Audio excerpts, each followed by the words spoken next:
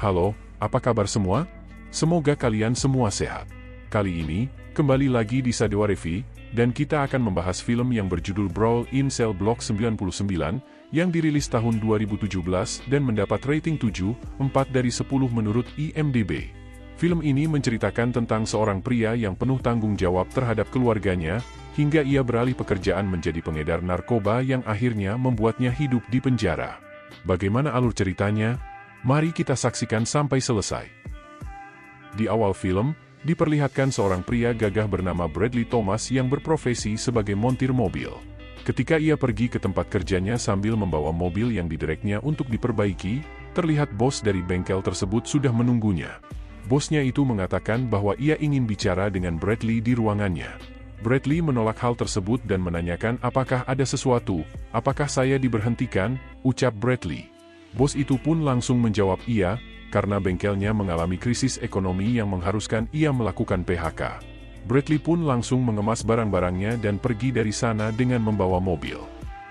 Setibanya di depan rumahnya, ia berhenti duduk dan melihat istrinya di dalam mobil yang sedang menelepon seseorang. Bradley curiga dan langsung menghampirinya. Ia memberitahukan kalau dirinya baru saja dipecat. Saat ia mengobrol dengan istrinya, Bradley melihat tanda merah di leher istrinya yang ternyata adalah gigitan dari orang lain. Cemburu, Bradley langsung mengecek ponsel istrinya. Kecurigaan Bradley pun terbukti benar, ternyata istrinya baru saja selesai menelepon seorang pria. Bradley, dengan nada tinggi, menyuruh istrinya masuk ke dalam rumah dan kemudian melampiaskan kekesalannya dengan merusak mobil menggunakan kedua tangannya. Setelah itu, Bradley masuk ke rumah dan mengajak istrinya untuk berbicara empat mata. Di sini, Bradley menanyakan sudah berapa lama istrinya selingkuh. Istrinya menjawab bahwa ia telah selingkuh dengan pria lain selama 3 bulan. Mereka saling mengutarakan perasaan satu sama lain. Istrinya mengungkapkan bahwa setelah mengalami keguguran, ia merasa sedih, ditambah Bradley yang semakin sibuk dengan pekerjaannya. Bradley mencoba meyakinkan istrinya untuk memulai kembali dan membuka lembaran baru, dan istrinya setuju karena kerendahan hati Bradley. Bradley juga mengatakan bahwa ia akan bekerja untuk seseorang bernama Gil sebagai kurir narkoba. Mendengar hal itu, istrinya menolak, tetapi Bradley berusaha meyakinkannya bahwa situasi ekonomi yang buruk tidak akan membuat keluarga bahagia. 8 bulan kemudian, di sebuah apartemen, Bradley yang kini menjadi kurir narkoba mengantarkan paket narkoba ke para pengedar. Setelah menjalankan tugasnya, ia pulang ke rumah. Kehidupan Bradley terlihat jauh lebih baik, rumah besar, mobil mewah, dan istrinya yang sedang mengandung. Kehidupan mereka tampak semakin harmonis. Di tengah kebahagiaan itu, Bradley menerima panggilan dari Gil yang memintanya segera datang ke rumahnya. Di sana, Gil memberitahu Bradley bahwa ada teman baru bernama Eleazar, yang memiliki koneksi besar di Meksiko. Tak lama, Eleazar datang bersama 2 anak buahnya, Roman dan Pedro. Eleazar menginginkan anak buahnya mendampingi Bradley saat bertugas, tetapi Bradley menolak karena Roman terlihat seperti pecandu berat. Bradley khawatir Roman akan ceroboh. Gil meyakinkan Bradley bahwa misi ini penting dan akan ada imbalan berupa liburan selama 3 bulan saat bayinya lahir. Bradley akhirnya setuju, tetapi ia menegaskan bahwa ia yang akan memegang kendali atas misi ini, dan anak buah Eleazar harus mematuhinya. Untuk mengetes mereka, Bradley bertanya, "Jika aku bilang paketnya harus dibuang, apa yang akan kamu lakukan?" Setelah kesepakatan tercapai, mereka berangkat ke dermaga untuk transaksi. Namun, Roman melanggar kesepakatan dan membuat onar, meskipun Pedro memintanya untuk mengikuti aturan. Saat tiba di dermaga, Bradley mencurigai bahwa ada polisi yang menunggu di depan, dan ia menyuruh mereka membuang paketnya. Namun, Roman dan Pedro tidak mendengarkan Bradley dan malah menyerangnya.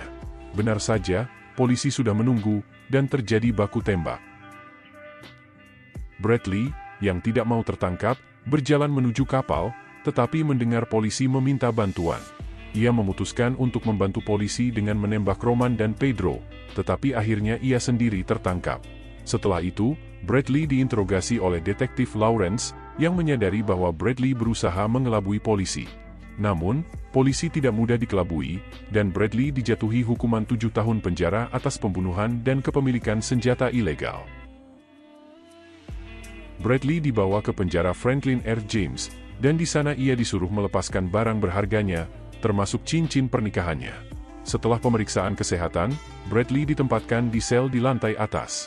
Sesaat sebelum sampai ke selnya, Bradley dan napi lainnya, Lefty, bertemu dengan petugas Andre, yang menjelaskan aturan penjara. Malamnya, ketika absen malam sedang berlangsung, Bradley yang masih tertidur membuat para napi dan petugas menunggunya. Petugas memberi peringatan agar Bradley lebih disiplin dan menaati peraturan. Sementara itu, di kediaman Bradley, istrinya sedang tidur ketika seseorang menyusup, memecahkan jendela, dan menembak istrinya dengan obat bius hingga pingsan. Keesokan harinya, Bradley mendapat kabar bahwa istrinya mengalami komplikasi kehamilan. Dr. Pullman, yang ternyata antek Eleazar, menyampaikan pesan dari bosnya bahwa Eleazar kehilangan $3,2 juta akibat kegagalan transaksi. Eleazar juga mengancam akan mengaborsi istrinya jika Bradley tidak membunuh seorang napi di sel blok 99 yang bernama Christopher Bridge. Bradley pun bingung, tetapi memutuskan untuk membuat masalah dengan menyerang petugas penjara agar dipindahkan ke blok 99. Setelah serangkaian kekerasan terhadap petugas, Bradley akhirnya berhasil dipindahkan ke penjara Red Leaf di blok 99. Ternyata, blok 99 adalah penjara yang sangat ketat dan terisolasi. Bradley ditempatkan di sel yang sangat kotor. Ia juga bertemu Eleazar, yang memberitahu bahwa Christopher Bridge hanyalah tipu muslihat untuk menarik Bradley ke penjara ini dan menyiksanya sebagai balas dendam. Bradley disiksa habis-habisan oleh Eleazar dan anak buahnya. Namun, Bradley akhirnya membalikkan keadaan. Ia melumpuhkan petugas, mengalahkan anak buah Eleazar, dan membunuh Eleazar. Bradley memastikan istrinya selamat dan mengucapkan selamat tinggal kepada calon anaknya. Di akhir cerita, Bradley mati ditembak di kepala oleh warden penjara. Film ini menyajikan kisah pengorbanan seorang ayah untuk istri dan calon anaknya. Dari kisah ini, kita bisa mengambil pelajaran bahwa kita harus menghargai pengorbanan seorang laki-laki dan menerima keadaan mereka apa adanya. Jika kalian mengalami masalah, terapkan prinsip, duduk diam, tarik napas dalam, dan berkata, ya udah nggak apa-apa. Cukup sekian dari saya, sampai jumpa lagi di pembahasan film seru lainnya, hanya di Sadewa Review.